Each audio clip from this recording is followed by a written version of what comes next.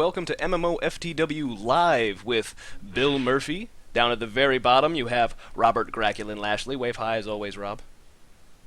And in the middle, a special guest, if you couldn't tell by the titles on the stream, that's Wildstar and Carbine Studios' Jeremy Gaffney, the executive producer on Wildstar Online. Hey, Jeremy. Hello, I'm going to have bunny ears for at least half of this recording, I would guess. And beautiful purple hair. Yes, it's lovely. Very lovely locks. For those of you who don't know or are turning in for the first time, this MMOFTW is a weekly recap show of all the news that's fit to talk about in MMOs for the week that was. Obviously, we have some news to talk about Wildstar, which we'll be getting to in a little bit, but Jeremy's also going to muse with us on a few other topics. So let's go over the four main stories we have for this week. We have the City State Entertainment announcement. That's Mark Jacobs' studio. He's making a new MMO. As you can see the video being teased right now.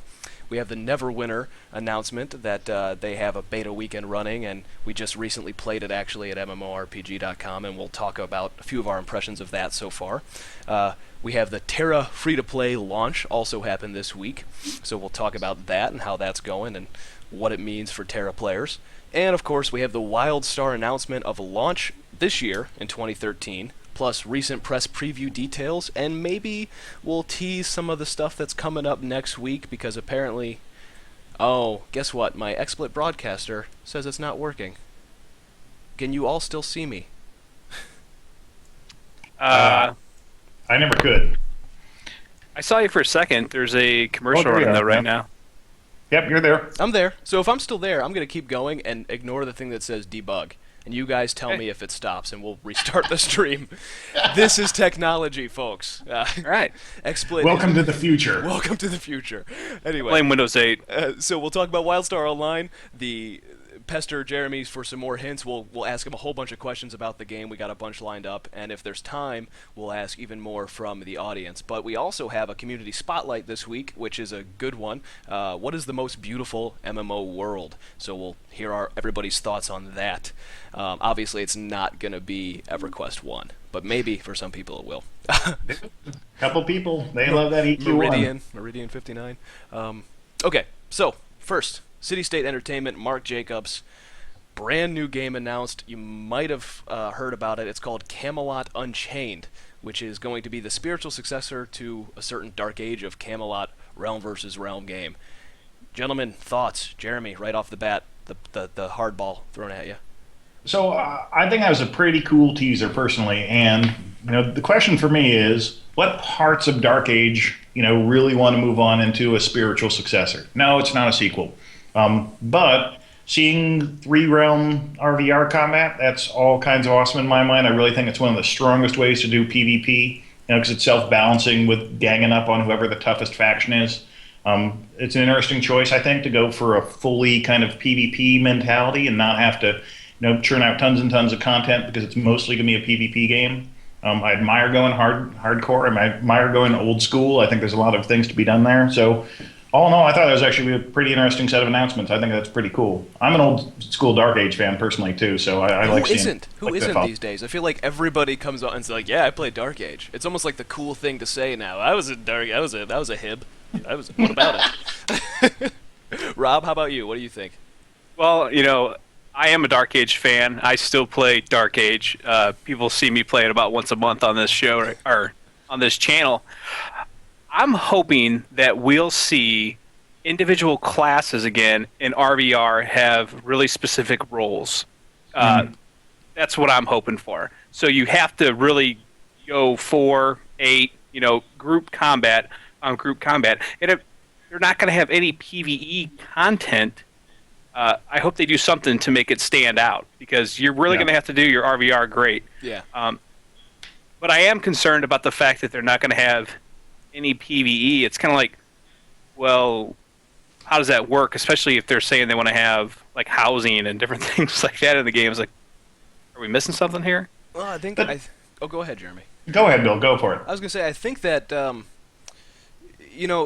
maybe PvE traditionally is what Mark was saying. Like, you're not going to have like your quests and your dungeons and things like that, but you might still have wildlife and mobs out in the realm versus realm experience that are contending with the players, or at least that's what I would expect, so that it sort of adds that layer of life to the world, or I would hope.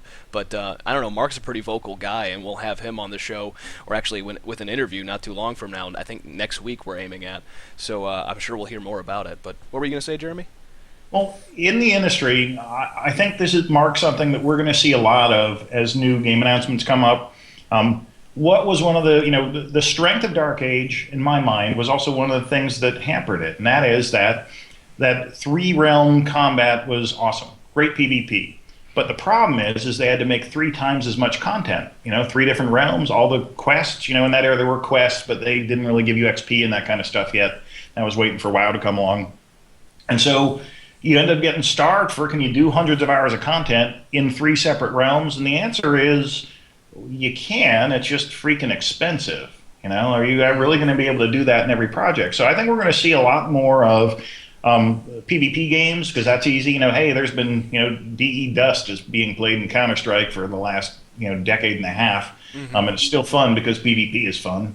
You're going to see more dynamic content. You're going to see more user-generated content. This is a thing. This is something you're going to see, and it's the economics of the business that's going to drive a lot more of that. It happens to be those things are actually pretty fun too, but if you're a content consumer, you might end up getting starved by that kind of thing as well. Or hopefully you'll find out that, man, there's a better way to do these things than just content and having to repeat it over and over again. Hell yeah. Heck, look at Minecraft, man. That's infinite content right there because you're in there making it. Mm-hmm. That's a good point. Any Not just going broke. Not just 111 million. Yeah, poor guy. You might get a driver's license and then might buy a car. Yeah. Yes. Just buy somebody to drive the car for you and make sure they have a driver's license already. I'll take that job. I'm just saying. Yeah. What do you do? I drive Notch around. It's okay. That'd be a great gig. Yeah. That'd work. Get your own personal oil painting on his wall, his oak wall. All the other staffers. No, I'm looking forward to it. I have high hopes. So. Yeah, it'll be interesting to see. I mean, it's not going into Kickstarter mode for the extra funding until March, and even then, I guess they're not necessarily super reliant on the Kickstarter. It's more like they want to see how far they can go if they get fan backing, because I guess, and they're going to have investors and everything like that too. So this is sort of the way for fans to put their money up front if they believe in the vision, and then if you have that money there, they can add more to the game. So if you always wanted a spiritual successor to Dark Age, it might be your chance to pay for it. That's exactly right. And so many people. I'll tell you one thing that I really hope makes it in or makes it through the transference. I always thought Darkness Falls was a brilliant design. I always thought that was just a very clever design. You have outside in the realms ability to fight over and take castles, and the thing that you won was access to a dungeon, and the dungeon was full of whoever had won it last. And so the clearing out process of now your horde of people's flocking in the dungeon and killing everyone and trying to clear them out is great. The balance overall of, if there's one stronger faction, well, they're all in the dungeon, and so you can take over their stuff easily, and then the 2 weaker factions can flood in there and start beating up people. And that's a really solid design. And so I'd love to see that kind of design evolved. It hasn't really been done well since that I've seen. So I hope that makes it in perfect personally. Yeah, they had tried it, I think, in Warhammer, and it just wasn't the same with a dungeon early on, and I don't think it ever evolved into that either. But it's one of those things, just like RVR, that nobody ever really tried again until recently. So hopefully it makes its way back. A lot of the Warhammer guys ended up, they're out here working on WildStar, a good number of them. And I've talked to them about that, personally over a beer, and say, okay, boy, that really worked in Dark Age. And why did it not feel like it clicked as much in terms of Warhammer? And I don't think anybody really knows. So it'll be kind of interesting to see. It's not as simple as just taking 3 factions, let them go head to head. There's some subtleties there, I think, in terms of what makes that work or not. Or maybe the market's changed. And so I look forward to the next RVR game, because I think we'll find out a little more about what made that tick. I think the lack of a third faction in Warhammer really kind of hurt that. I think it was like the Scarab King. Yeah. What that ended up being, that dungeon. That's right. And I remember getting really excited for that when it came out, but then it just got to the point where it's like you're waiting your turn for it to flip. It really wasn't a contest. It was like, they've got it. You're going to flip it. You don't have to worry about that third faction trying to get in the way. That was the whole thing, too. It was like, just flip keeps, flip this, flip everything. Yeah.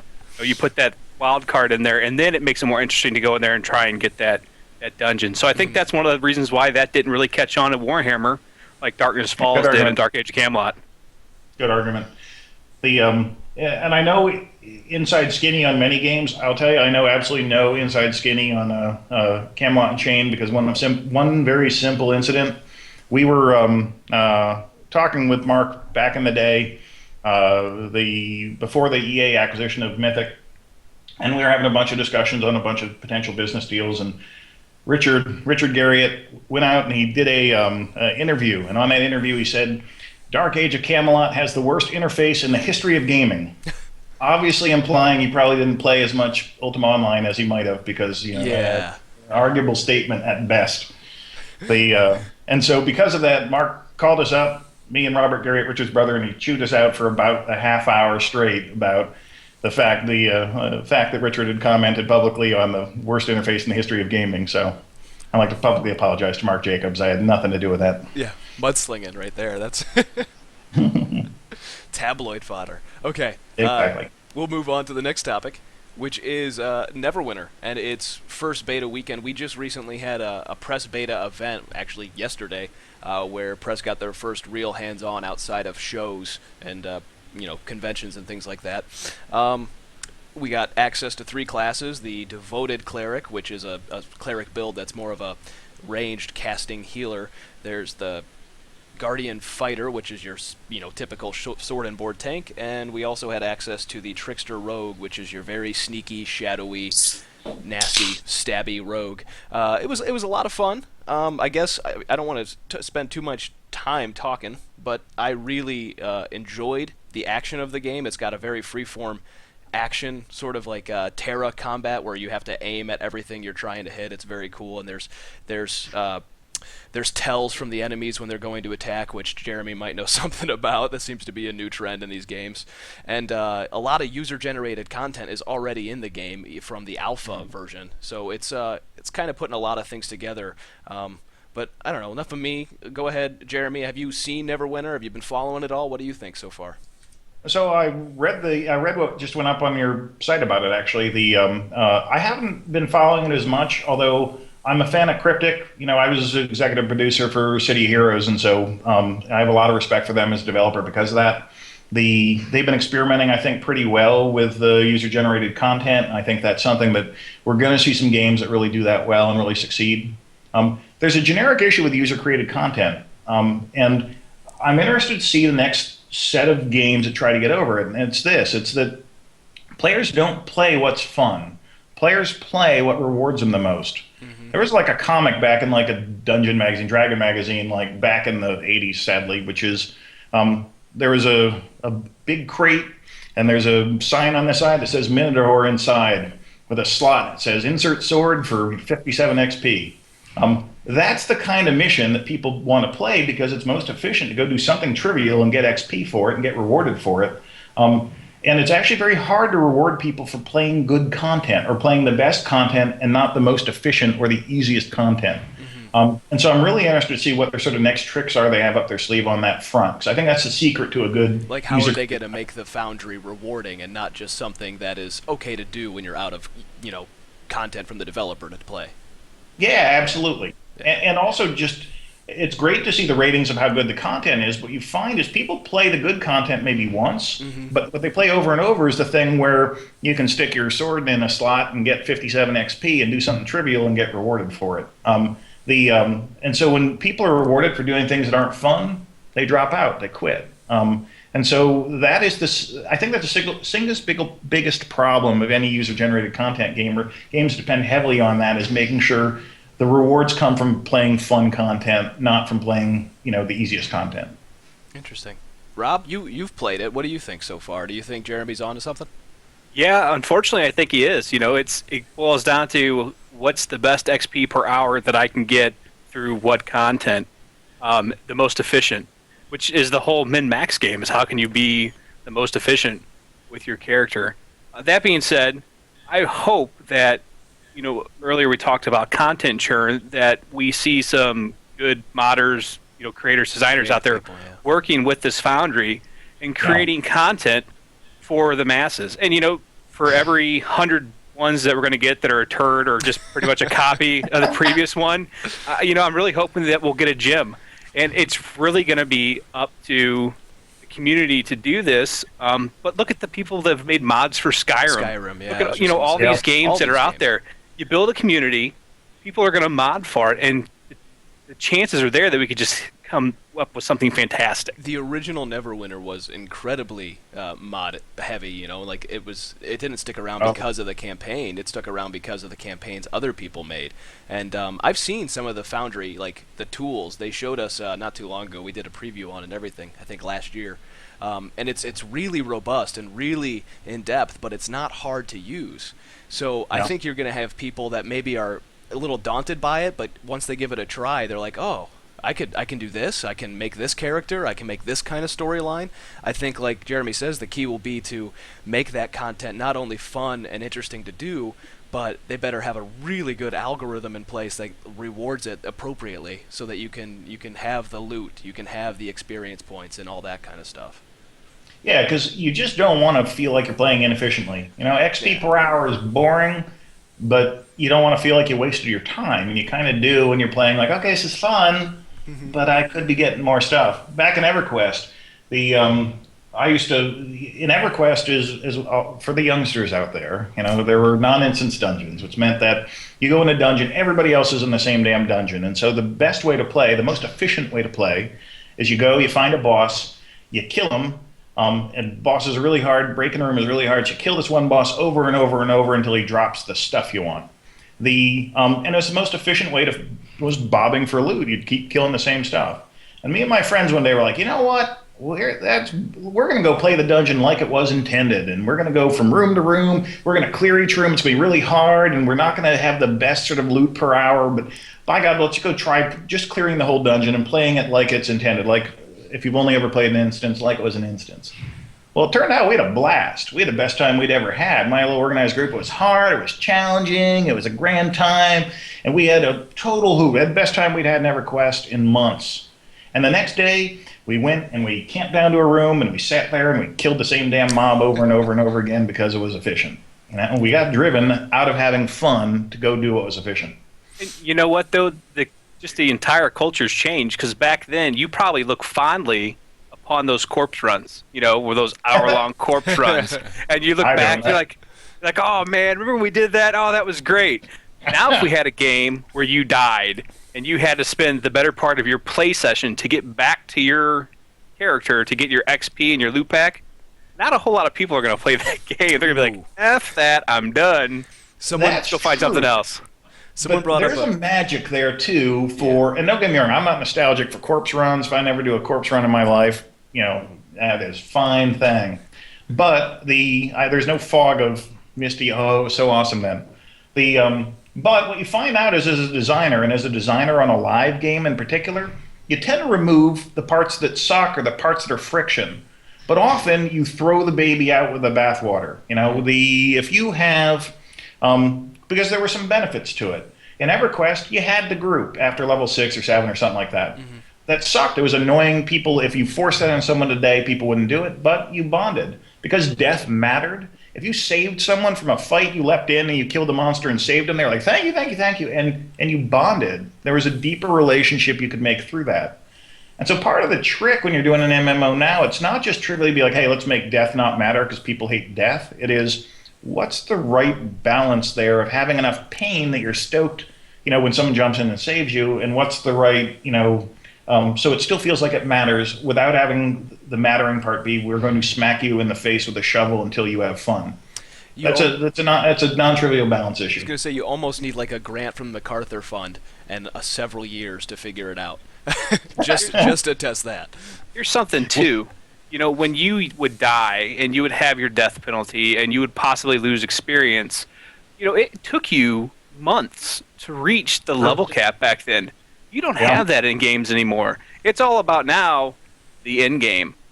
when can we get back to, and I don't know that we can, when can we get back to a time where just playing the game is the fun, is the reward? and it's not. And eventually you get to the level cap, and then, maybe you're more powerful and you go help other people and you do certain things, but the game doesn't just completely change. It's almost like having that level cap there for a lot of people is what they should be. They think that's what they should be aiming for, and that's all they think about. And I wish there was some way that you could just plaster it on the screen as they're playing to slow down and smell the frickin' roses for a little bit. There's some innate part of human nature that likes watching bars go up and yelling "dig" when you hit the end. Progress Quest is weirdly compelling for getting out of game. Give me my cheese. Yeah. Yeah, exactly. And we have like 48 Wildstar answers on this stuff. We talked about it a little bit, and you know what? I'm not going to soliloquize on it because I hate hypey little podcasty things where you spend all your time yapping about your marketing buzz points.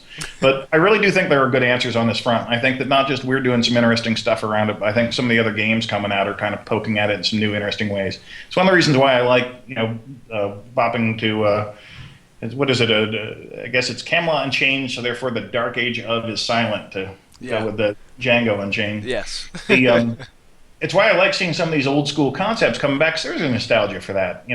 What I wanted out of a Dungeons and Dragons Online is give me like Keep on the Borderlands and some of those like nostalgic kind of modules. Give me Against the Giants, or do that through time across the various versions of D&D, and I'd get sucked into that just on a nostalgia basis. Yeah. And so it's interesting seeing Neverwinter both calling back to the old Neverwinter games, it's calling back to D&D, but it's also got to be modern because that's where that IP is going in the modern age. Yeah, I really hope they work closely with WotC or Wizards of the Coast to make sure that not only is it a fun action MMO to play, but there's a lot of like D&D that should be in there, like traps and things where you need your party members and storylines that are deep and winding and all that other stuff. I think they're on to like perfect type of game to nickel and dime the shit out of people too, with like you were saying, the modules. Like I've got my Dragon Mountain for AD&D second edition TSR rules sitting right there, like those modules that you'd buy. So I kind of talked about this a little bit when I do a lot of DDO sometimes as well, is that you give them the game, so they got their core player's handbook, and they got their monster manual, and they can play the game, and now you're like, well, let me sell you this Dragon Mountain, or someone's talking about Ravenloft in chat, which I think would be a different campaign setting, so it'd be a little bit more difficult. It wouldn't just be a module. But you could just throw out these modules and just have them be like 1 or 2 dungeons and charge people a couple bucks for them. And if you crank them out periodically as the, people are going to beat them quick and want it. But I think that you could break it down into small chunks.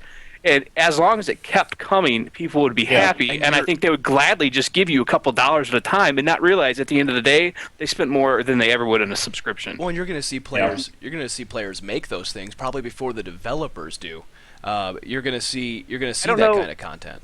Is there going to be player generated, be able to sell to the other players with the Foundry? Like they not will necessarily, but you can donate to the people that make the Foundry items. So, like, if you really like somebody, you could actually give them in-game Zen, which then would help them make the Foundry and stuff like that. We don't know the monetization model for Neverwinter yet, so we'll see how that all bakes down. But I think you're right, actually, Rob. Like, there are a lot of people that want like an open world Forgotten Realms like MMO, like a giant MMO that's just the open world.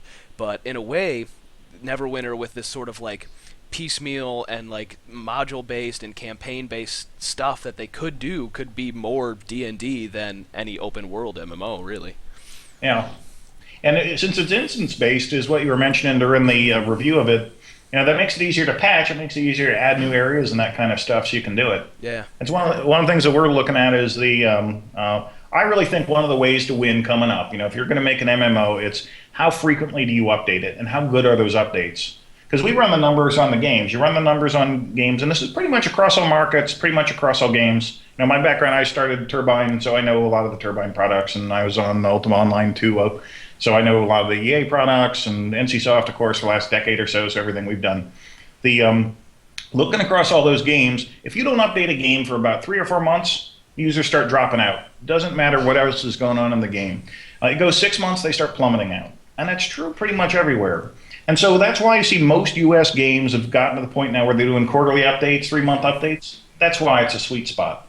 But it turns out now you look at League of Legends, what they're doing. Every 3 weeks there's an update. That kind of means just as you're getting bored, they pull you back in because there's something cool and new and hot that's bringing you back in. Well, and so I think that's an area too you're going to see more of the MMOs competing on. In China, some of the other markets, I don't know how much the audience cares about it. You're seeing more competition on that front. You're seeing a lot of games that are competing on, okay, how much content can we drop to you on a regular basis that's quality? And one of the answers to that, what Cryptic's aiming for is, let the users do it. Yeah. And that's a good way to do it. That may well work. Yeah. There's also the systems thing we were talking about, where if you have really good systems in place that can entertain players for a longer time, you have more breathing room to make content. And then there's companies like ArenaNet who's actually putting stuff out monthly too, and some might be big, some might be like very in depth, but others might be just like little pieces and parts. But either way, there's still something new every month that you're getting, and that's not even a subscription game, but it's a reason to check it out, go back, and maybe I need to buy some gems for something or whatever. Maybe I need to fix 30 broken road signs. Yeah, well that Yay. too. The sound of pain. I'm texting Bill. I was like, I just did 15, and the achievement just updated. He's like, yeah, it goes to 75. It goes to 75, but you don't have to do that. I'm done. I'm not trying to be an apologist, but you don't have to do that if you don't want the volunteer title. I'm thinking it's going to be a great title, so I track down all these signs, and it's like, your guy is now the epically named volunteer. I'm like, crap. I could do that at a soup kitchen. All right. I do for you. Something interesting happened with Rift launch, and this is purely anecdotal. I don't know any of their numbers, and I'm not under no NDAs, and I don't know any of the internal stuff. When Rift launched, they put out a patch about 28 days after launch, and grumbling on the boards, had been about the usual thing when the MMO comes out. Hey, is there enough content, or we don't like this or that or the other? And the patch addressed a bunch of it, and that was smart of them for two reasons. I think that Tryon built up cred as a developer there with the fans because it felt like they were listening. It felt like they addressed a lot of those issues in that patch. And the other thing is that people played through that patch and took about 4 or 5 days to play through the patch. And there's a little magic that happens in subscription-based MMOs, and that is that if you get people to stay through one pay session, their average lifetime jumps up a ton. Pay session, what is that? 31 days. If you can get someone to stay for 32 days, average lifetime jumps up a bunch. And so the fact that they put out a patch at 28 days and a lot of people played through it, anecdotally, they had great retention, much better than most games that you see in their first month. In part, probably because people are paying through that patch and they were willing to plop down money to do it. And because they plopped down money, they're probably willing to stay longer. And I don't know that that's sustained, but I think it's pretty interesting in terms of, getting new stuff in your game at just the right time is powerful. And I think Riot's mastered that with League of Legends, but MMOs I think are kind of learning this over time. Yeah, well that's actually great. It's a good segue to our next topic, which is Mass Entertainment's Tera recently went free to play worldwide. It launched Tuesday basically, and when we say free to play, it's free to play. Like there's not a single bit of content you're locked out from. There's perks if you subscribe, like bonuses and things like that you won't get if you're a free player, but by and large, it's completely free. What do you think, I guess, Jeremy, what do you think happened there? And was it the update stagnation for them, or was it something else entirely? Well, let me talk sort of philosophically about it for a minute. Knowing the numbers and all that kind of stuff on the back end, not necessarily for them, but having seen that transition a bunch of times. It's kind of beneficial for everybody if you start out in a subscription model and then you jump over and you go free to play. And why is that? You got to buy a crap ton of servers and stuff when the game launches, as a developer or as a publisher. And so what this means is that you'd kind of rather sell a box, which means fewer users are going to play your game, but you've made more money. You'd kind of rather that there's a large number of quality players, but it's less than if it were fully free to play. It means your risk in those first couple months goes down a lot, because you kind of know every user comes in is going to pay you $15, and you kind of know you pocketed. Nobody cares about the math. You pocket about $52 on a AAA title per box once you get money back in from the retailers. And so that's kind of a score as a developer or publisher. You make back a lot of those ridiculously expensive development costs by doing that. So blah, blah, blah, boring stuff. Where's the cool part?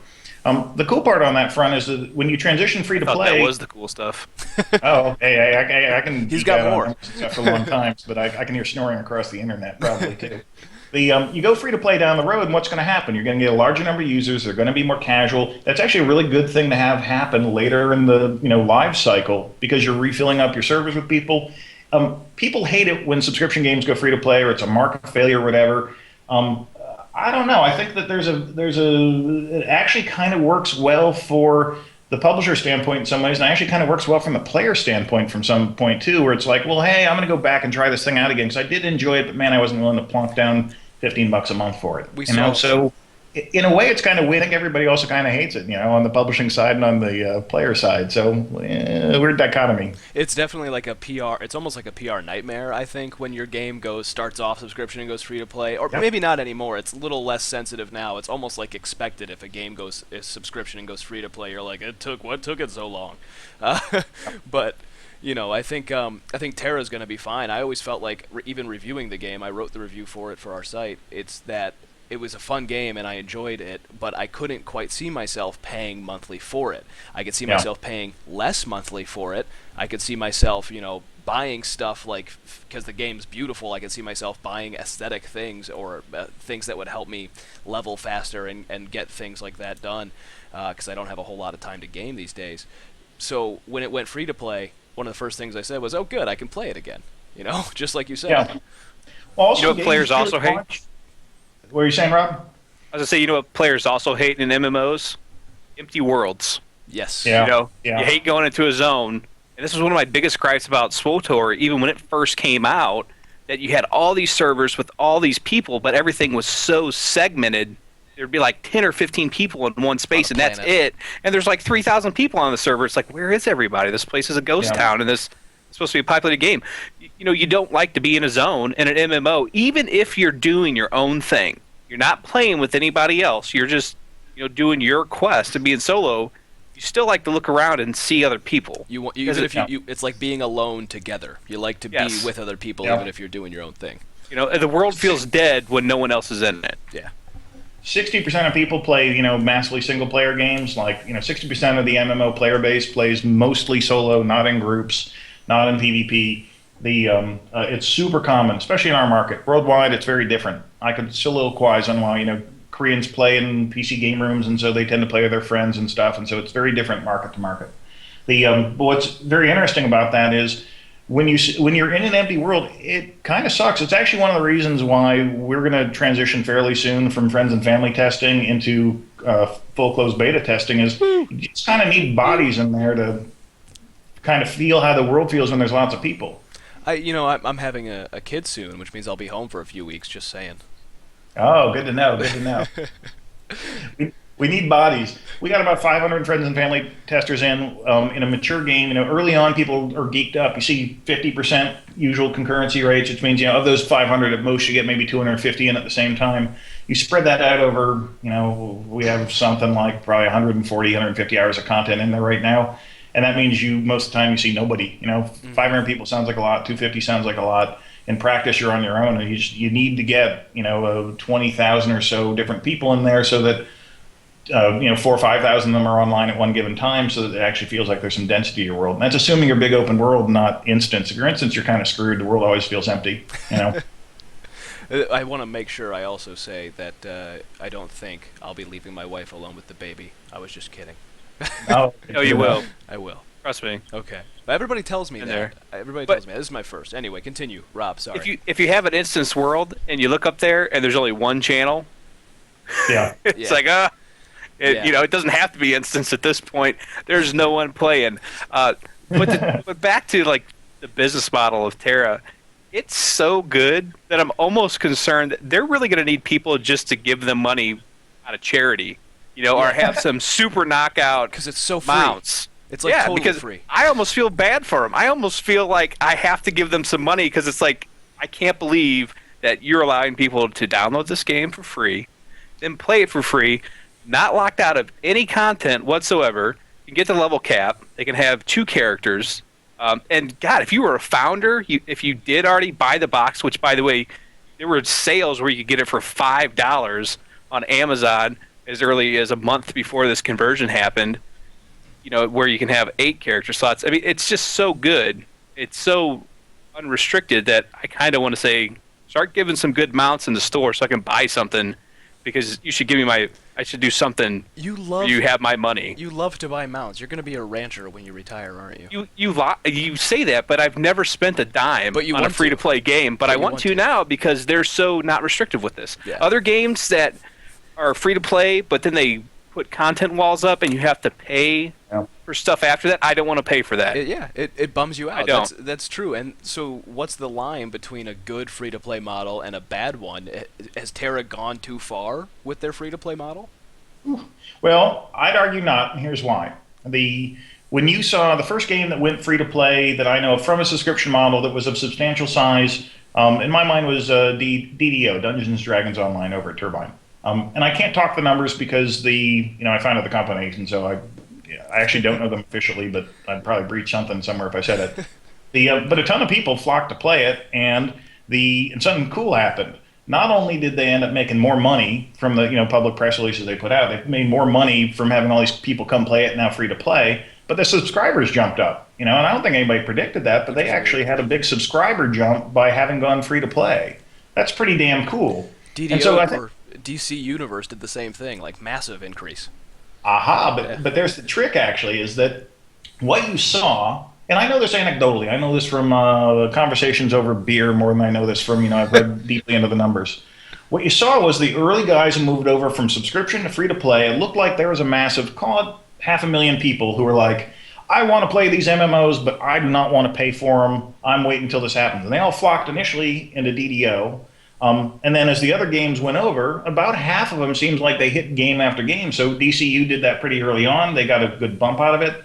You saw the Champions went to it. They got less of a bump out of it.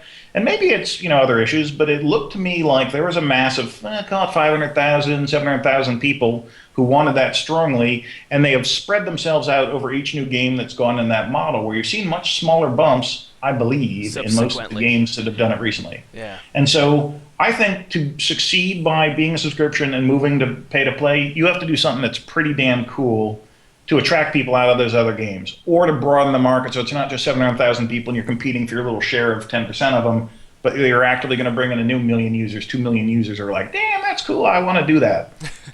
So I think you got to either launch free to play, or when you go from subscription to free to play, there has to be something that's really compelling to draw those dudes back in. Or buy to play too, which helps recover the cost right off the bat.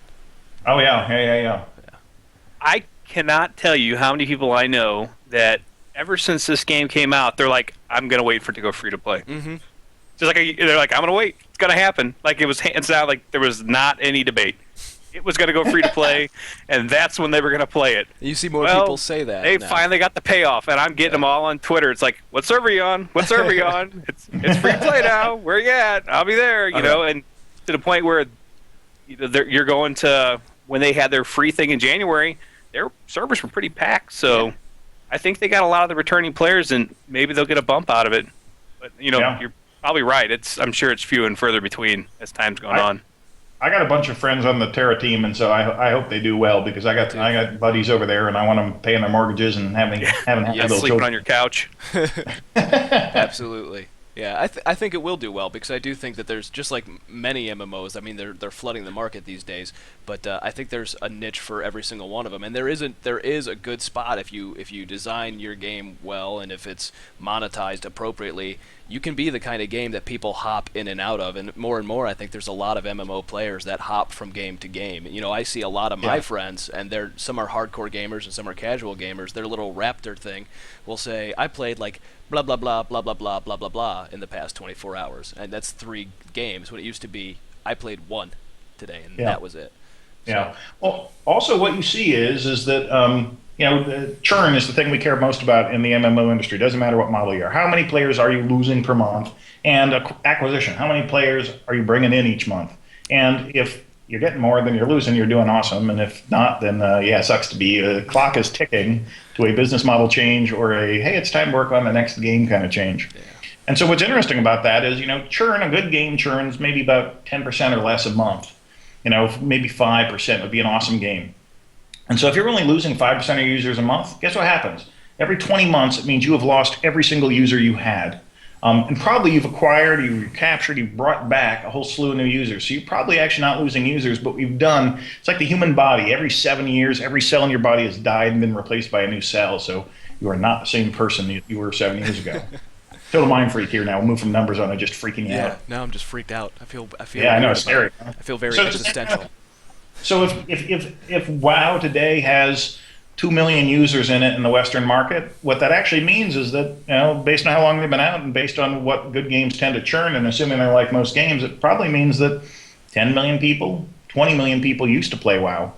And you look on your friends list, and it probably matches. The number. Probably every person has played World of Warcraft who is a MMO fan, and probably 1 out of 10, 1 out of 5. How many of them are playing actively today still? Mm-hmm. But they'll all go back. Cool new expansion comes out, a lot of people flock back in. Cool new content happens. Cool new a new patch, a new whatever.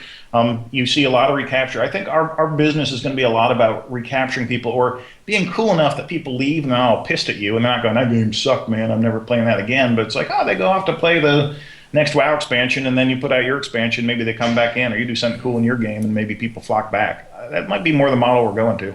As the outside observer, I'd have to say that I agree with you as far as people leaving and coming back. And like Bill was saying, you'll see multiple games played by the same person on Raptor, and that's part of the solution to your content churn. You just have to make good enough content to want to pull them back and get that additional money from them.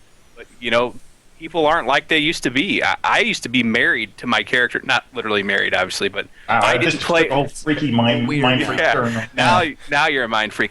I would only play my one character. I didn't do alts. I did everything I could to make that character the best character he could possibly be.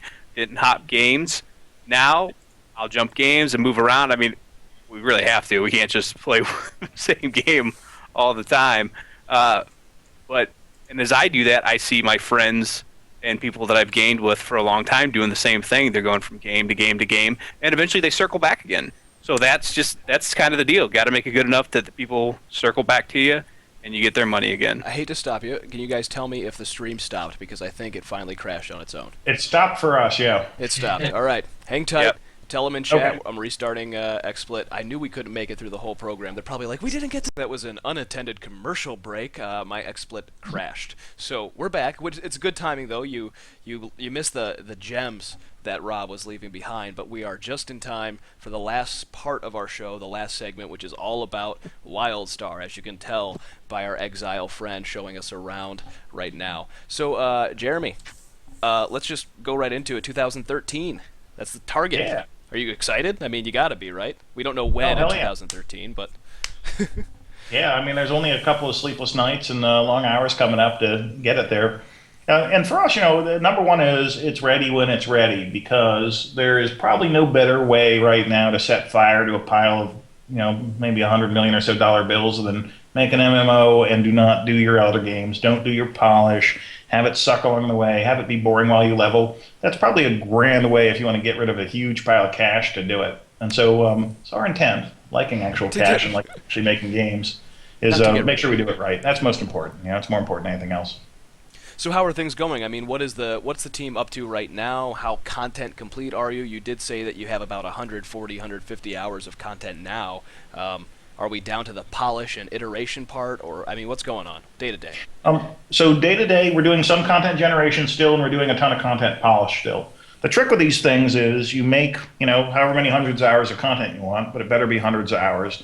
You got to do your Elder Games, and you got to do enough testing and iteration so your Elder Games don't suck. You can't cram them in the last month, or not if you want to, have your game be fun.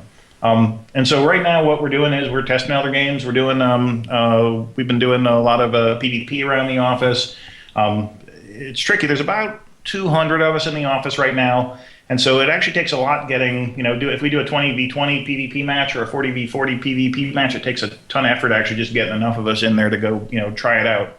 And so this is why we've been doing friends and family testing. This is why we have closed beta testing will be open up in the Okay, look at that. 3,000th time is the charm. Hope to God. I don't get crashed again. I apologize, everybody. I'm not sure what's going on, but we're back, and we're going to go back a little bit, let Jeremy answer the question again. He did tell us when the game was launching specifically and how much it's going to cost, but you guys don't get to hear that again. He can't say it twice. Yeah, he can't say it twice. So, Jeremy, okay, how are things going? What's the day-to-day process? What's going on at Carbine Studios these days as you head towards launch?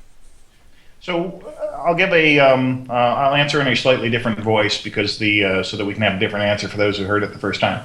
What are we doing day to day? We're churning out content. We do 8-week milestones. So every 2 months we do a milestone, and so what that means is every 8 months we knock out about 9 square kilometers of new content. 9 square kilometers, for those of you who don't know the metric system, is a metric buttload. In metric even. And then we test it, we play it, we have our friends and family go through it. When it sucks, we rip it out. When it's great, we do more of it. And our patch notes for the last milestone that we had, 74 pages worth of updates over the last 8 weeks. So it's a big process. It rolls along. I'll tell you something cool, something that's different. I did not know this being in the industry because I have not done a game with this before. But it turns out there's something that's pretty awesome. If you make your game with a moddable UI, it actually makes development speed way the hell up. So here, free hint for anybody else in the industry who hasn't done a moddable UI game. Not many games have done them. Why is that? It's because each of your teams, they're like players. They're out there making their own UIs. You put in a new feature, maybe you make 3, 4, 5 UIs for it because it's easy to make, and now all of a sudden you just test your game and you pick the best one, you roll forward with it. So it helps like hell during development. But what's also cool is you get your testers in there, and they start making UI mods too, and they're improving your game for you while you're doing it. This is why it's critical. It's why friends and family is critical. Slave labor, then, basically. I mean, they're getting to play, so I guess they're lucky. Hey, there's something that'll be interesting, which is that I think it's not fair in some way. It's really cool. You make an awesome mod, and the developer's like, this mod is awesome. We're going to go do this in our game. On the one hand, you got pride where you're like, my mod is awesome. It has moved into the main game. On the other hand, you feel screwed because you didn't make any money off it, and they're busy now making money off your work. So that's not entirely fair. One of the things I think will be interesting next couple of revs of games is, can we do something interesting as an industry where if we got users adding cool stuff to our game that's fun, can they, share in that? Legally it's a pain in the butt because if you start handing them checks, then, you got to pay benefits and all sorts of weird junk that we saw back in the Ultima Online days. But that's a pretty interesting concept. How can we, if we're going to be fair as developers, Valve's, just doing announcements now about the stuff they're kind of thinking along those lines. It'll be kind of interesting. Interesting. Hints, maybe, is what we're talking about. You're going to pay me to make you content tomorrow. Yeah. Yeah. No. Good. Okay. So, last of the basic intro questions. When can we expect your guys are moving along? You just talked about it. You're moving from friends and family to full closed beta. When will we hear about that? How close are we getting to that awesome time where we get to sign up and then hit refresh over and over again? If we're sticking to our schedules, if our next rounds of testing go well, if feedback is good as we go into PAX and that kind of stuff, we're probably a couple months away. So we're getting pretty close to when we'll probably kick off closed beta. And really, in a way, we keep on adding more and more of our friends and family, and we're game developers, which means we're not very social, which means we don't have very many friends, and so therefore we're kind of running out of them. And so we need to go in closed beta just to get some more feedback in there. My mom's cool and all, but her MMO feedback is not great. These characters shouldn't kill each other ever. It's like Christopher I'm sure there's some Walken's moms out there mom. who kick ass at MMOs, but mine's not. It's like the Adam Sandler mom. I'm not sure what happened there. They're all going to laugh at you. Okay, so now you talked a little bit about, just earlier, about bonding in EverQuest. How are you going to make sure that players in WildStar Online have that incentive to bond with perfect strangers? Soloing is fun and all, but how are you going to incentivize group play to the extent where people make these relationships? Well, part of it is, there's something cool we did with telegraphs. A couple other games are now starting to experiment with telegraphs. Like, hey, the monster says we're going to do something big and bad over here. Giant red circle goes on the ground to say, okay, something bad happens. And so we did a version of that, and we liked it. We're like, hey, cool, now every monster feels kind of unique. We get to really mess with this. Now they're knocking you back in other telegraphs. There's combos. It's cool. And then we took the player abilities, made most of them be area of effect, and then started giving player telegraphs as well. And it turns out this is awesome for a couple reasons. Reason number one is you know where the hell your spells are hitting, which is just kind of nice for in general principles. But reason number two is that a lot of those group concepts you're learning as you play. That's a raid mechanic normally, is show a big red thing and more dots, everybody stand over here. That's like a advanced mechanic in most games. Most people played MMOs, so now we're doing it at level 3.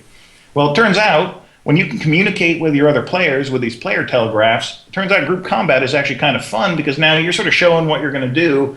So you can set up a combat in real time with your buddies, and it's more accurate than voice chat because it's visual. You can see exactly here, I'm going to do this cool buff in this area, or I'm going to set up a healing well over here so you can run over and heal yourself so I don't have to sit there and maintain your healing. So it's an easier transition going from solo play into group play, and then it's an even easier transition going from group play into raid play. And so where you hit those barriers normally about it's just harder and harder to do, or you got to learn new stuff, or you're a complete noob when you join a group and so you're an idiot, nobody wants to group with you, it's lowered a lot of those barriers. And so I actually think that's a subtlety, but it's one that actually really helps along those lines. All right. Now these next questions are actually from Garrett Fuller, our industry relations manager, who is probably in chat pestering you all, I hope. He couldn't make it for the call, but he did have some questions for you, Jeremy. He's curious about the non-combat skills, or more along the lines of the player paths. Can you talk about stuff that maybe we haven't heard about the paths, like the explorer and the settler and all those kind of things? Maybe some tidbits that maybe we haven't heard before. Sure, I can hum a couple bars of that. Cool. So a lot of this is based on, man, this is like the geekiest interview I've ever done. It's awesome. I don't know if you guys are bringing this out in me, or I'm just going on a nerd tear. There's MMO research about... Dude. It's cool. Exactly. There's MMO research about the different player types. Bartle's types was a good one. Some players are primarily explorers. Some people are mostly socializers. Some people are mostly achievers or killers. So we took our sort of own variant of this, where we give you a path, and what the path does is say, hey, if you're largely an explorer, you see a bright shiny thing up in the hills, and you got to go run and find out what the heck it is. If you go to a show, or if you're a press person we let into our game, and you're trying to bounce around to get out of the little prescribed area that we're saying, no, you can only play this area, you're an explorer. And so it turns out that there's some cool impacts of that. We've come up with all sorts of variants about the neat things you can do as a player, based on your play style. We give you rewards that are based on your play style. So if you're an explorer, here's a good example of both a mission and a reward. Hidden tunnel system beneath the zone. You move around in it, and you're like 4 or 5 times faster than traveling above ground. So it's a very efficient travel system for you, and it's chock full of stuff that might be common up above, stuff that might be rare or uncommon up above. Well, now it's common down below, and so you can do your quests a little more efficiently. You bring a buddy along, and now all of a sudden he gets to do his quest or his path stuff more efficiently. It's neat because it's both, in this particular case for explorers, it's both a reward and it's content all wrapped in one. You can move faster, and there's cool stuff to do down there, and we hide a bunch of quests, or we hide a bunch of achievements, we hide different things down here so that now all of a sudden you're valued, because either you want to be an explorer and see those stuff, or you want to be friends with an explorer, and now they can hook you into the cool tunnel system to go do stuff.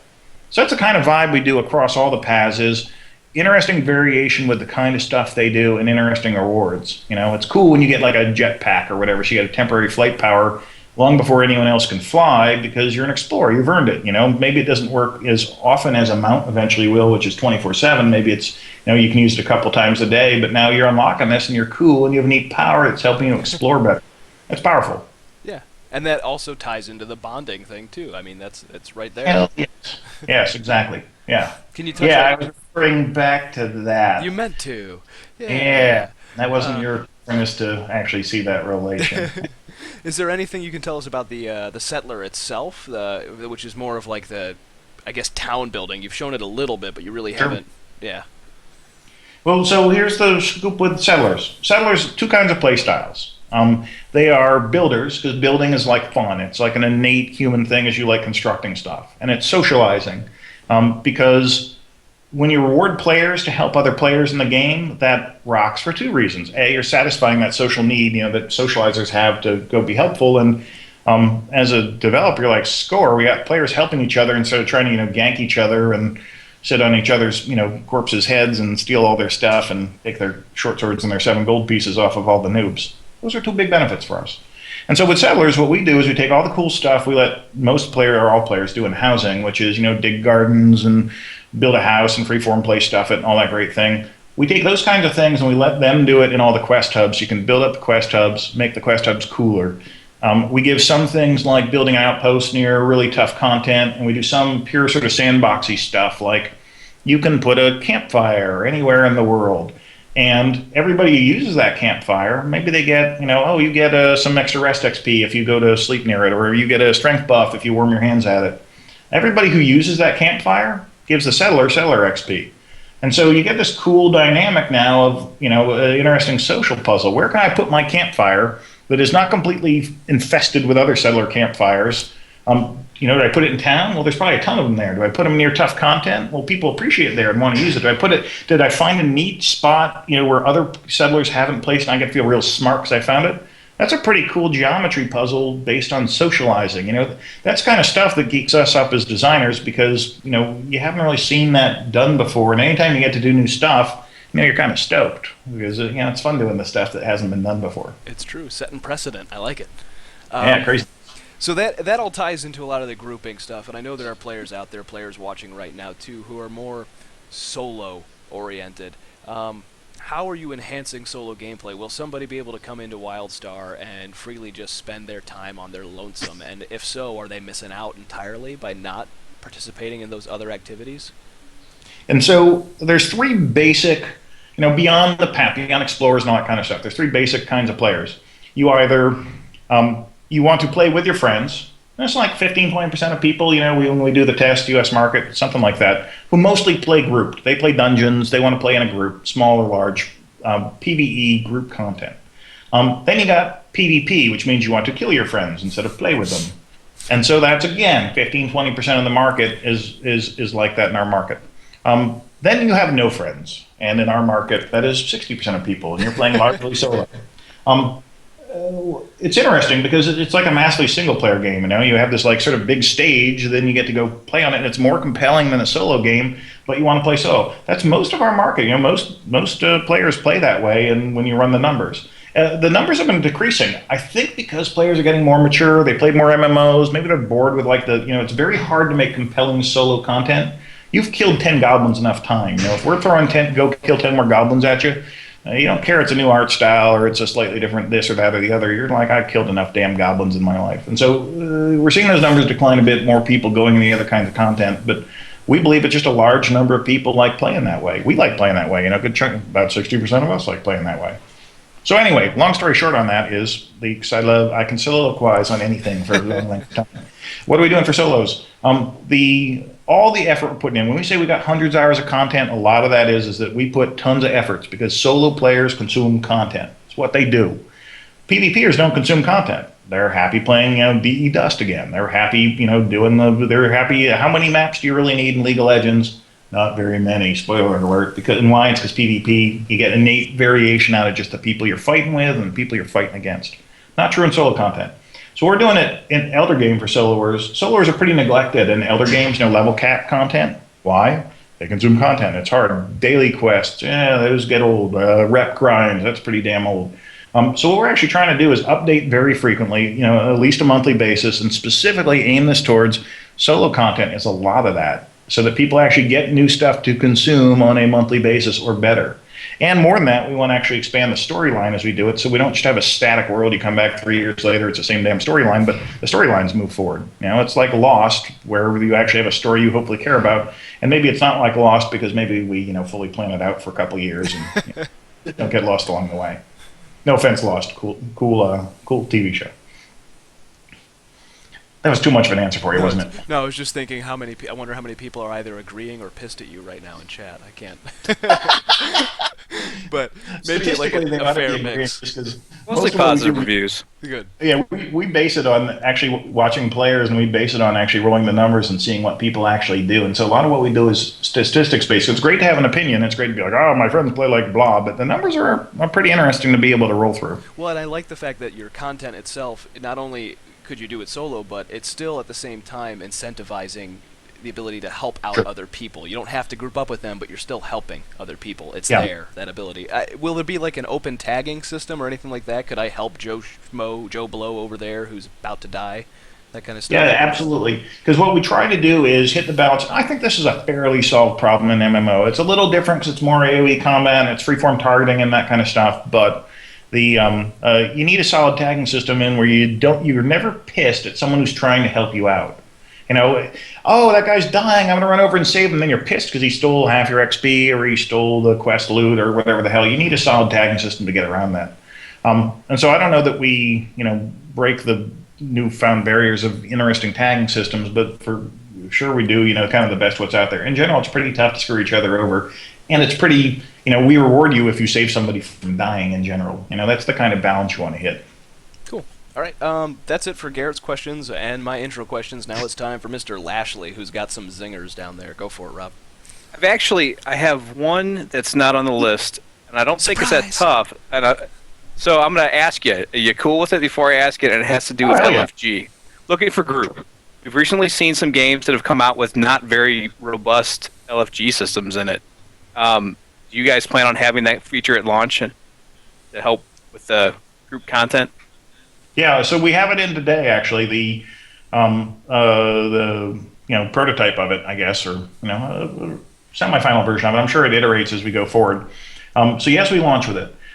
It gets tricky because here, let me pose you a problem that if we are idiots, we don't solve well. I will assume that we're not idiots since we're all working on it. My computer keeps crashing. I might be. Well, hey, we're good right now. I'm just scared. I work in the games industry, so I have to have a screw loose somewhere. So I hear you. The solvable problem that we're working on in the next couple of iterations is this. You don't want to fragment your player base too much. You know what I mean? Like if you want a tank in your group, you don't really want to have to specify too much about individual classes or individual specs. So if when you want a tank, you don't want a warrior who is not spec'd for tanking. You want and in the early pickup groups, it's pretty broad what you want. Hey, anybody who can sort of soak up damage is grand. Anyone who can heal in any fashion is probably sufficient. You get to the end game dungeons, or you get to level 45, 50 dungeons for us, and you probably need a fairly tight group. You get to veteran dungeons, you probably need a really tight group. You get to a raid, you probably need a very finely tuned group. And so I think it's pretty solved about how to LFG with those kind of specs. Other games have solved it, but we toss in something else. We have on top of that paths. And so what we're trying to do inside of our content is hit it so that you rarely want to, like, the thing that we need to get through this dungeon is you've got to be a healer, you've got to be this spec, and you've got to have this path, because now all of a sudden you've shrunk down the number of players who could fill that spot into, do you have enough online players in your group of servers that you're searching for the right people to be able to actually have someone who can fill that spot. I think the trick of the LFG, and I think the thing about how to do it right or do it wrong in this stage of the industry is you have to have it. I mean, I don't. If games are shipping without it, I think that is unwise to the point of stupidity. If you want people to find each other and group together and form friendships that last a long time, that's kind of how people stay in these games. Spoiler alert, most people, I think, don't play games for a feature set. They play it because their friends are playing it. So anything you can do to bring groups of friends in, you're probably smart. So with LFG, the key there is the main thing that we'll iterate on is making sure that paths are not strictly required for, unless it's the most, the biggest, most hardcore of the raids, maybe we end up doing some of that. But in general, we want to make sure that we're not fragmenting the player base so much in these like super specific roles to fill. But there's a a set of people who can fill the role. Does that make sense? Yeah. Yes, it does. And I think there was a pretty big name game that just came out within the last few months. Its LFG system was very lacking. Yes. It's one I like quite a bit. And it may share a publisher with you, so we won't drop its name. I was going to say, that better not be an NCSoft game. Oh, geez. Yeah, it is. Yeah. I signed the arena guys back in the day, so they'll really give me crap about that then. Yeah. Yeah. We'll edit this part out. We'll not let any of the NCSoft guys see it. Yeah. Okay. Oh, they're probably camping my spawn right now. All right. So you previously talked, and even in this interview, talked about the game having sort of a theme box or sandpark element to it, a hybrid between the theme park and the sandbox game.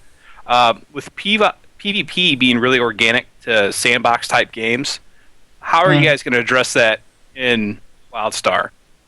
So we have Care Bear servers or PvP servers, and so certainly there's servers which have that full element kind of everywhere.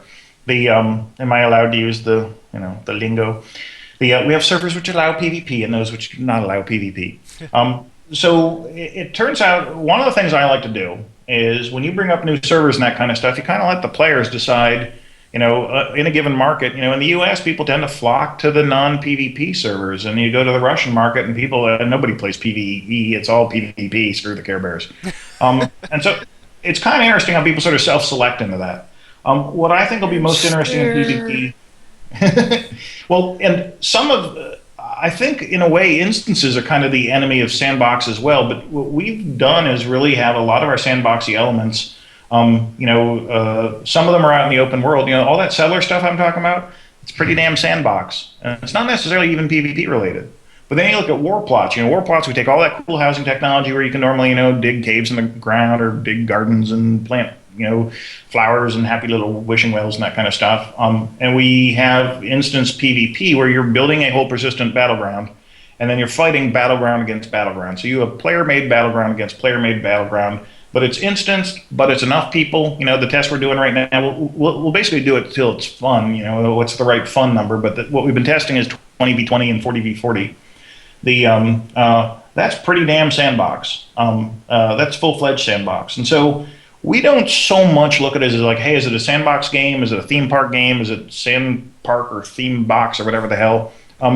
If you want an analogy like it, what we've been tossing around is it's more like a playground. It's more like a modern playground where you've got a bunch of individually fun things. You got the merry-go-round over here, and you got your literal sandbox over here, and then you got your little shooting range over here. And it gets really cool when you get to the shooting range, and then you start shooting people on the merry-go-round. Where those little sandboxes, little individual sandboxes interact in a cool way. Yeah, that's like a horrible analogy. It's like, yes. Shooting people on a merry-go-round. Yeah, that's probably, okay. Next up at 11, Jeremy Gaffney another one of those crashes right now. That'd probably be perfect. The key, though, is, the more you take individually simple systems and you let them interact, you get sandbox-like behavior. The more that you give good directions that people know this is how you win. That's the problem with a pure sandbox. You sit there with your pail and your shovel, and it's cool looking at all those people who made all those Minecraft maps, but it's not actually necessarily very fun to.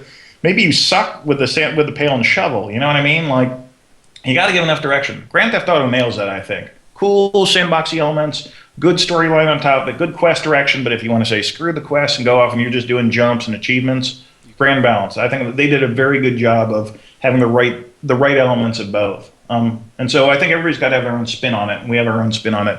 But in my mind, it's a mix. I get bored if I'm in a theme park and I'm on a damn rail. I've done enough of that. I don't think any game will succeed as a pure theme park. But I also want some direction in my sandbox. I think that's where most successful games will hit some happy medium along there. If I can jack an old lady off of her mount, I'll be very happy. See, I paused on purpose there. I was just saying. I lost Rob. Wow. I lost Rob. This reminds me of when Rob was doing that striptease earlier and we had to pretend like I've turned red. Look at my timing. Yeah. That was perfect. Okay. Continue, All right. Rob. Last question. Okay. Right, so along the tour, I had two. But one of them, you kind of said it's going to be a terrible answer, so I'll let you give the terrible answer to this one real quick.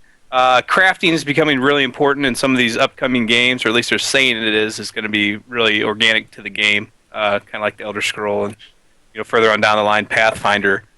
What's crafting going to look like in your game? So the answer you don't want to hear is we're actually going to reveal a ton of crafting in probably a couple months.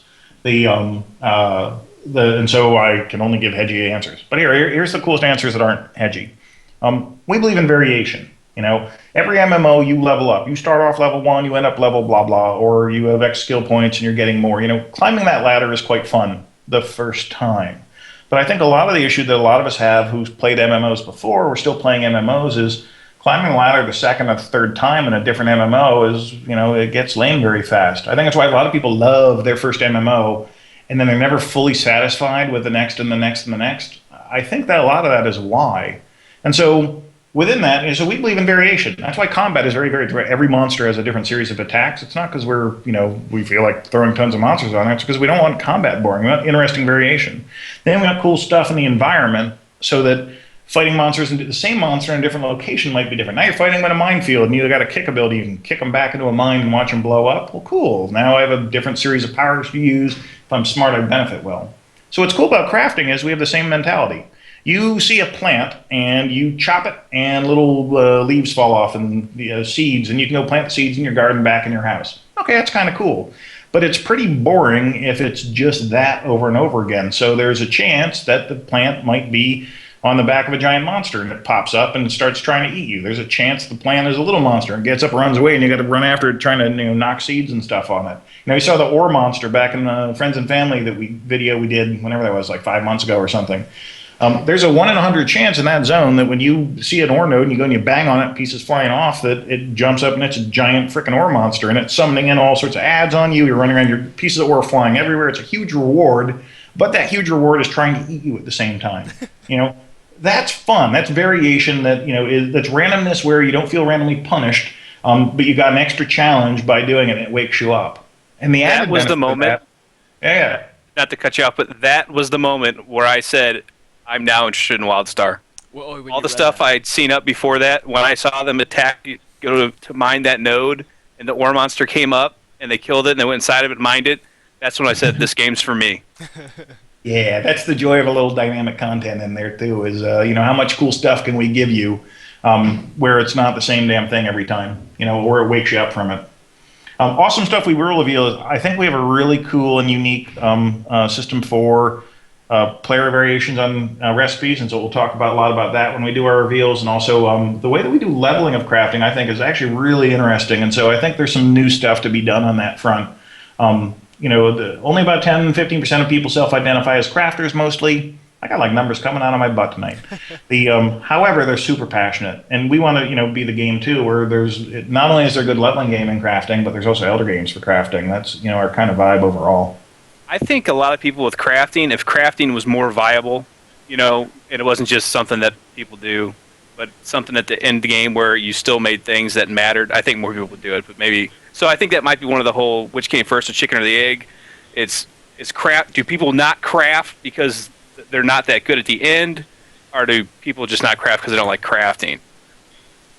Go for it, Bill. I was going to say, I think in a way, some people don't like crafting because crafting hasn't been done very well lately. It's not worthwhile, and it's just not very fun. That's it. Well, also, it's very tough to build, player exploration, and where you just don't go to the wiki and find out how to do everything, and so there's very little mystery to it.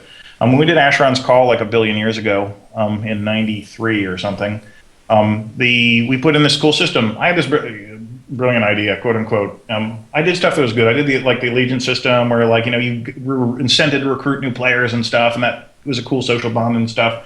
I thought that was neat. I goofed one thing up big time, I would argue.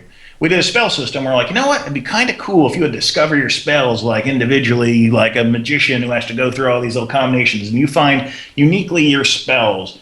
And then it would be cool if we had this social thing where you can trade spells, but there's a power thing where the more people who know a spell, the less powerful you get. So you have to really decide about whether you want this spell to be more powerful, or you can trade it to other people, and you might be the only one who knows a spell on the server.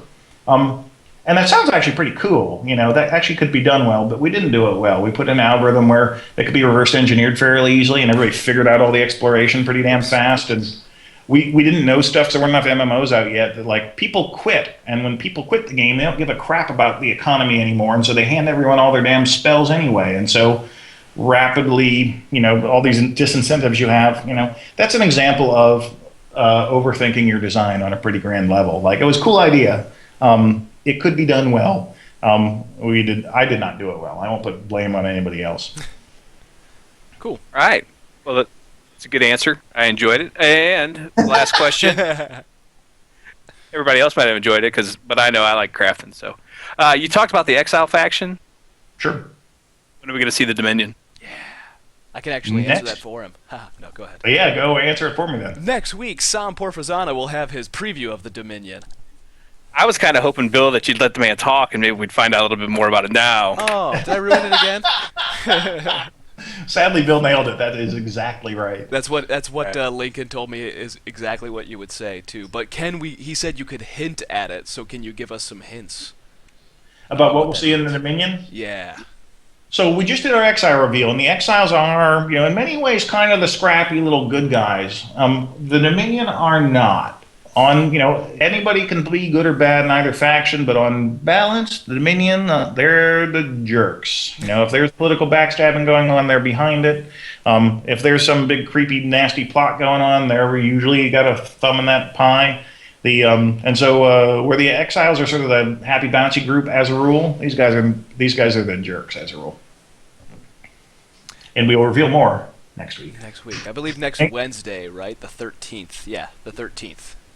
And something I would love feedback from folks just watching this stuff too is we've been doing videos. When we announced housing, we're like, hey, we're going to put together a video for it, and we honestly just kind of did it to have fun. It's just our own in-house guys are like, hey, here's the video, and we had a good time with it, and fan reaction was pretty awesome about it. Yeah. And so now we did one just now for the Exiles. We got another one coming up from Dominion, and reaction has been so strong on that. We're just gonna keep doing them. Every time we got a new race to reveal or a new feature or a new whatever, we got tons of stuff in the hopper for the next year to show because, here spoiler alert to our strategy would be is you want people interested, you want growing buzz over time. So we got a ton of reveals coming up. The housing. Those videos kind of do it because we enjoy the crap out of those videos. So I guess even if people don't like them, we're going to keep doing them because we're having a good time.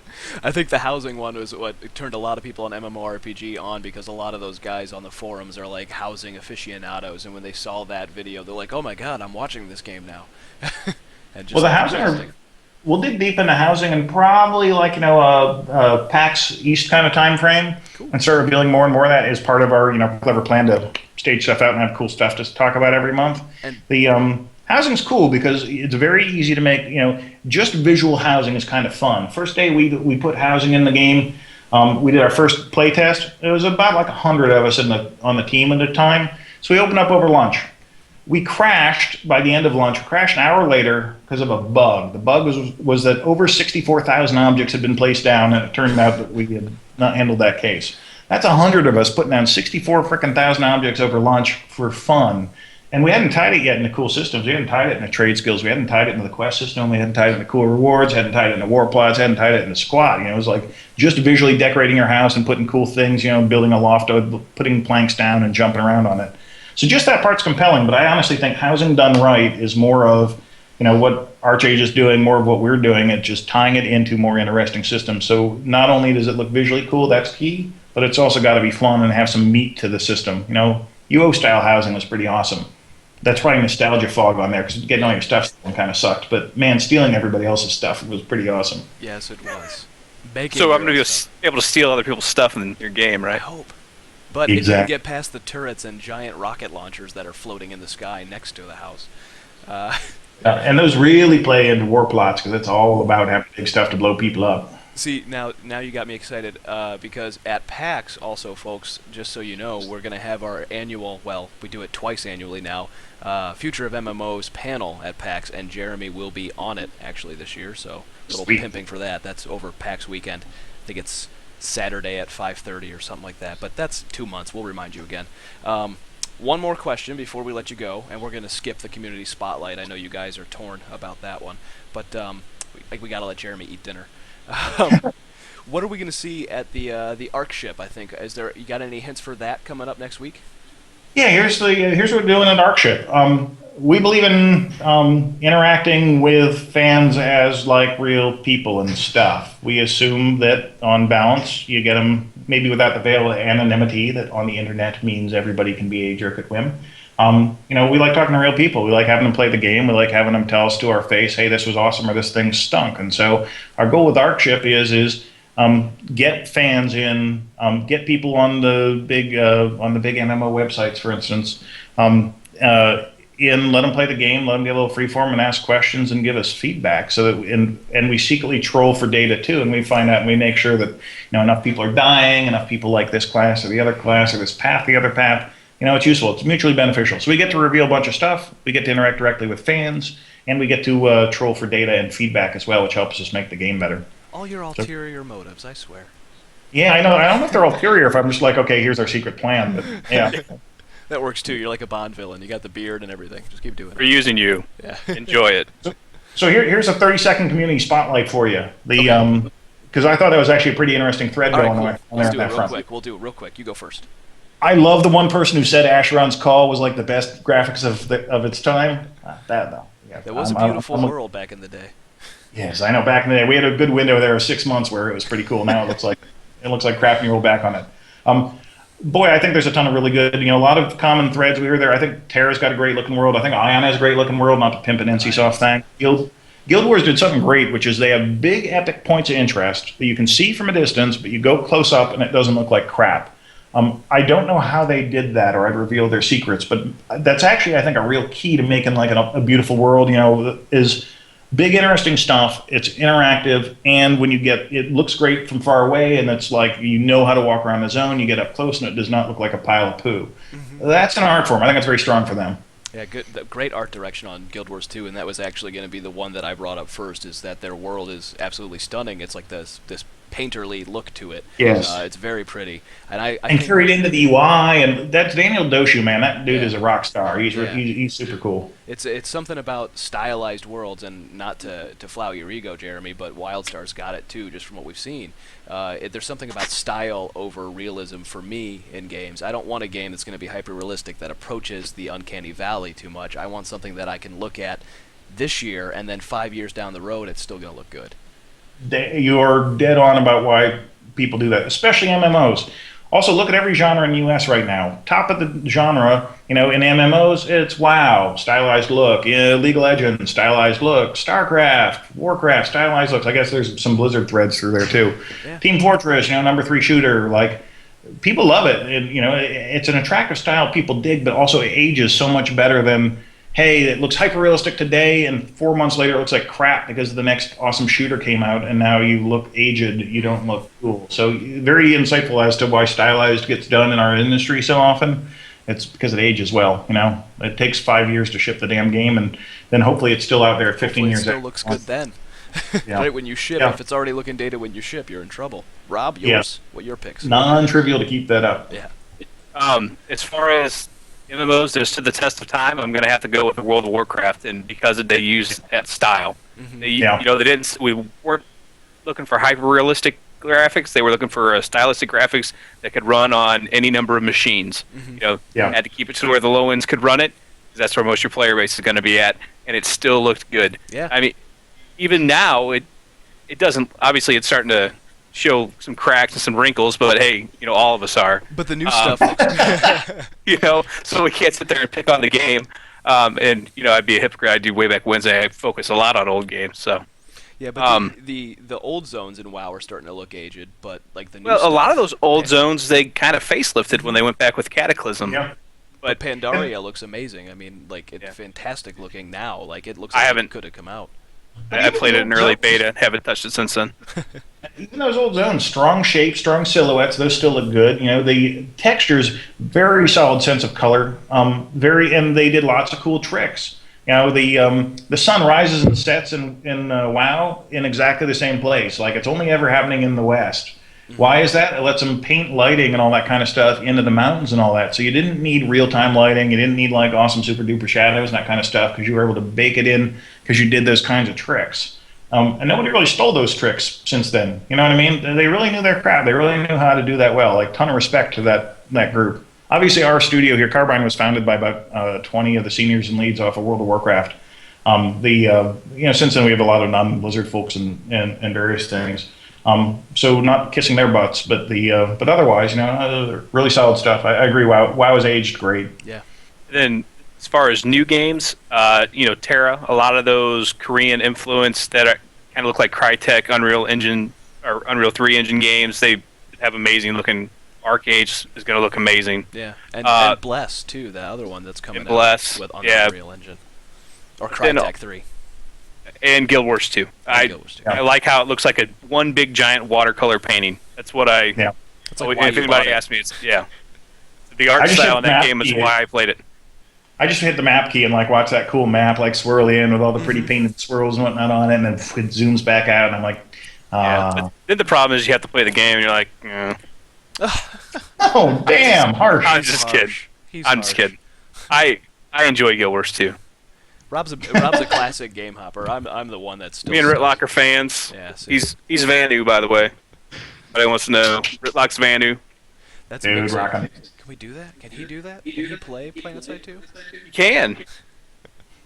All right. I had a ton of max level characters in PlanetSide 1, so I haven't had time to go play PlanetSide 2, but One of the first things that told me, Jeremy, that you were a smart guy was at the first PAX panel that you were on, and you were talking about PlanetSide 1 and how an MMO shooter, it was just too ahead of its time.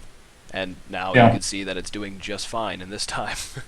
Yeah, and I think that's a good example of smart to launch free to play as opposed to trying to transition it or whatever. You know, smart to have those models up front, get a big world, get a big ton of people in there killing each other, and you hit critical mass maybe where you can sustain that over time. Mm-hmm. Solid game by all reports. I wish I had time to play it actually. Cool. Send me a key, man. Hook me up. So you can get yourself a key. I think it's free, right? Yeah, but I want all the free loot too, man. You want the free stuff. You can use my account. I'm terrible at the game. But everybody, I want to thank you for sitting through all those technical glitches we had. If you missed some of the show at the beginning when we were talking about the news, or the second middle one before my computer crashed entirely, we'll be splicing all three together and uploading them to YouTube either tomorrow or Saturday, so look out for that. Jeremy, I would just want to thank you for stopping by and talking. Man, this is the longest MMOFTW yet at 90 minutes and counting. But it was fantastic fun talking to you, and I hope you'll join us. Chat rooms loved you. Yeah, chat room's great. Hey, sweet, good. I haven't been watching the chat room, so if anybody's taking a pee all over me about the stuff I said, that's cool. It's probably deserved. No, everybody's loved how candid you've been. So Hey, we only operate with one sentence, so there you go. That's good. Thanks, guys. Good questions. I love chatting with people who know the industry, so so a lot of fun on my side too. Thanks, guys, and thanks for watching. Don't forget to follow MMORPGcom at Twitch TV, on YouTube, Facebook, Twitter, and of course, our actual website too would help. Thanks for watching. We'll be back next week with another special guest maybe, but I'll hold off until it's confirmed. Thanks a lot, guys.